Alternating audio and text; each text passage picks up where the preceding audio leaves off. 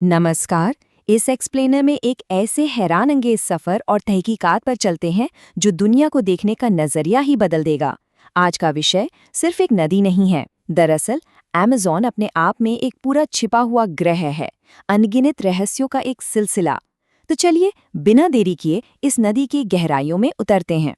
जरा सोचिए, क्या हो अगर दुनिया की सबसे बड़ी नदी अपने ठीक नीचे एक पूरी अलग दुनिया छुपाए बैठी हो। हम अमेज़न के बारे में जो भी जानते हैं वो बस एक सतह है, एक बहुत छोटी सी झलक। आज इस सतह के नीचे दबी उन परतों को हटाएंगे और देखेंगे कि कैसे इसके पीछे अंडरग्राउंड रिवर्स और खोए हुए पिरामिड्स के रहस्य दफन हैं। शुरुआत करते हैं पहले भाग से, द ओशन ऑन लैंड, यानी जमीन पर समंदर। अमेज़न की ताकत का अंदाजा सिर्फ एक आंकड़े से लग जाएगा। ये नदी हर सेकंड, ध्यान दीजिएगा, हर सेकंड समुद्र में तकरीबन 29,000 क्यूबिक मीटर पानी छोड़ती है। ये वॉल्यूम इतना विशाल है कि पूरी दुनिया में जितना भी मीठा पानी समुद्र में गिरता है उसका अकेला 20% हिस्सा सिर्फ अमेज़न से आता है। मतलब अगली 7 सबसे बड़ी नदियों को मिला भी दिया जाए तो भी अमेज़न अकेले उनसे ज्यादा पानी बहाती है। यही वजह थी कि जब पुराने एक्सप्लोरर्स यहाँ आए तो उन्होंने इसको नदी समझा ही नहीं, उन्हें लगा ये पक्का कोई समुंदर है। और ऐसा लगना लाजमी भी था क्योंकि बरसात के मौसम में ये 48 किलोमीटर तक चौड़ी हो जाती है, जहाँ एक किनारे से दूसरा किनारा तो नजर ही नहीं आता। बचपन से स्कूल की टेक्स्ट बुक्स हमें यही बताती आई हैं कि नाइल यानी नील नदी दुनिया की सबसे लंबी नदी है, जिसकी लंबाई करीब 6650 किलोमीटर है। लेकिन यहाँ नए आंकड़े बिल्कुल हैरान करने वाले हैं। साउथ अमेरिकन साइंटिस्ट ने सैटेलाइट के जरिए एंडीज के पहाड़ों में जब अमेज़न का असली सोर्स दोबारा माप किया तो पता चला कि इसकी लंबाई 6800 से लेकर 7000 किलोमीटर तक है। हालांकि इस बात पर अभी भी बहस चल रही है, लेकिन नए आंकड़ों के हिसाब से देखा जाए तो अमेज़न सिर्फ आकार में ही नहीं बल्कि लंबाई में भी नाइल को पीछे छोड़ सकती है। 70 लाख स्क्वायर किलोमीटर्स, ये अमेज़न नदी के बेसिन का पूरा एरिया है। अगर इस विशाल आकार को दिमाग में बैठाना हो तो ऐसे समझ लीजिए कि इस जगह में 8 पाकिस्तान या फिर 2 इंडिया जैसे बड़े देश पूरी तरह से फिट हो सकते हैं। या फिर रशिया को हटा दिया जाए तो पूरा का पूरा यूरोप इस अकेले बेसिन में समा जाएगा और फिर भी काफी जगह बची रहेगी। आकार इतना बड़ा है कि सच में आज तक इस विशाल नदी पर एक भी ब्रिज बनाना नामुमकिन रहा है। अब आते हैं दूसरे भाग पर, द टू कलर्ड रिवर, 2 रंगों वाली नदी। मनाउस के स्थान पर एक बहुत ही अजीब और जादुई लगने वाली घटना होती है। एक तरफ से आने वाला मिट्टी जैसा ब्राउन पानी और दूसरी तरफ से आने वाला रियो नेग्रो का बिल्कुल काला पानी आपस में मिलते जरूर हैं, लेकिन ये आपस में मिक्स नहीं होते, एकदम तेल और पानी की तरह। ये दोनों पानी काले और मिट्टी के रंग में सैकड़ों किलोमीटर तक ऐसे ही अलग अलग बहते रहते हैं।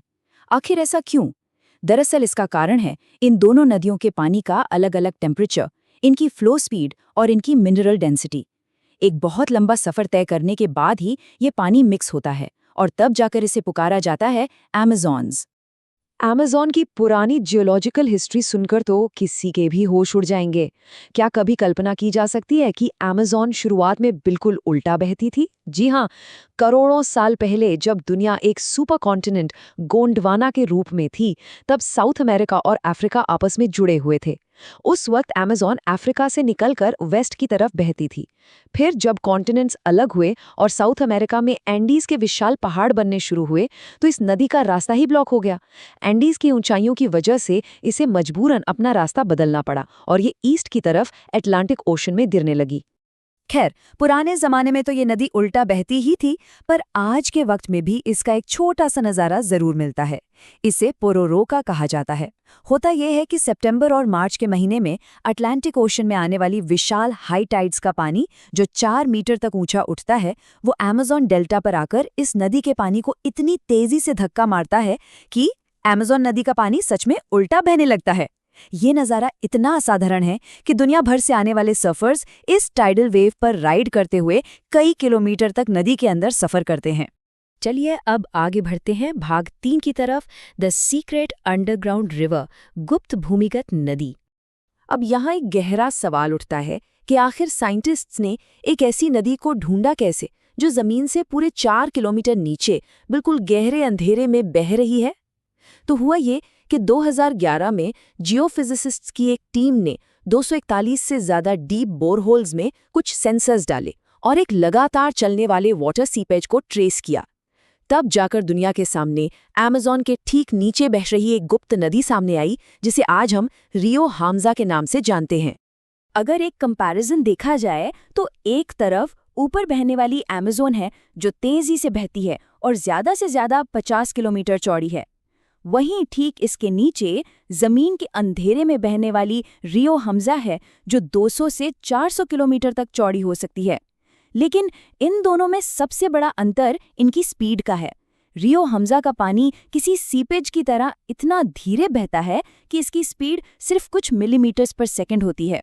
ये दोनों ही वेस्ट से ईस्ट बहती हैं, पर एक बिल्कुल उग्र है और दूसरी बिल्कुल शांत और सुस्त।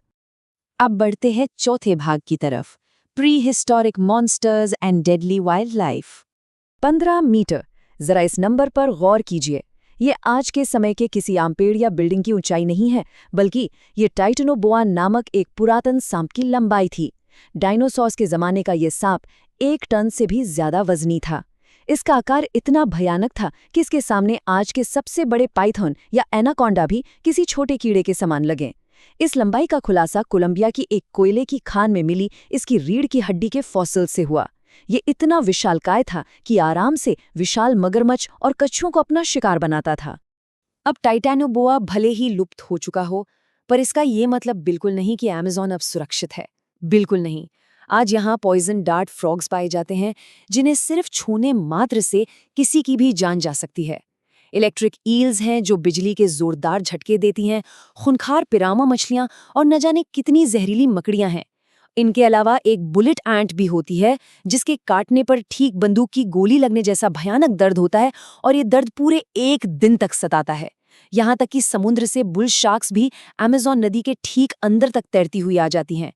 कहने का साफ मतलब ये है कि ये जंगल आज भी उतना ही वाइल्ड और अनयील्डिंग है। और अब आखिरी भाग 5, द लॉस्ट अमेज़ोनियन सिविलाइजेशंस। नई खोजों ने जंगल के बारे में पुरानी सारी थ्योरीज को ही गलत साबित कर दिया है। हाल ही में लाइडार लेजर्स का इस्तेमाल किया गया। ये लेजर्स जंगल के घने घेरे के पार जाके जमीन को स्कैन कर सकती हैं, और इन लेजर्स ने बोलीविया के जंगल में ऐसी चीजें ढूंढ निकाली जिन्होंने हिस्ट्री के पन्नों को ही पलट दिया। इन्होंने जंगल की सतह के नीचे छुपी कसाराबे कल्चर की एक पूरी सिविलाइजेशन को ढूंढ निकाला जो 600 से 1000 साल पुरानी है। हैरानी की बात तो ये है कि इन्होंने 22 मीटर ऊंचे मिट्टी के पिरामिड्स और एक शहर को दूसरे शहर से जोड़ने वाली बिल्कुल सीधी परफेक्टली इंजीनियस सड़कें बनाई थी। एकदम एडवांस्ड इंजीनियरिंग, वो भी इस घने डरावने जंगल में। तो दिमाग में ये सवाल घूमना लाजमी है कि अगर ये शहर इतने ही एडवांस्ड थे और इनकी इंजीनियरिंग इतनी परफेक्ट थी, तो 1400 AD आते आते ये अचानक पूरी तरह से वीरान क्यों हो गए? क्या उन पर किसी भयानक और अनजानी बीमारी का हमला हुआ था, या क्लाइमेट में कोई बड़ा बदलाव आया था, या फिर आपस में कोई खतरनाक जंग छिड़ गई थी? ये अमेज़न का एक और ऐसा रहस्य है जिसका जवाब आज तक किसी के पास नहीं है। आज के इस एक्सप्लेनर से हमें यही समझ आता है कि अमेज़न का विशाल आकार और इसका अतीत दोनों ही अनंत और अनसुलझे रहस्यों से भरे पड़े हैं। इस रोमांचक सफर में जुड़ने के लिए धन्यवाद। नई चीजें सीखते रहिए।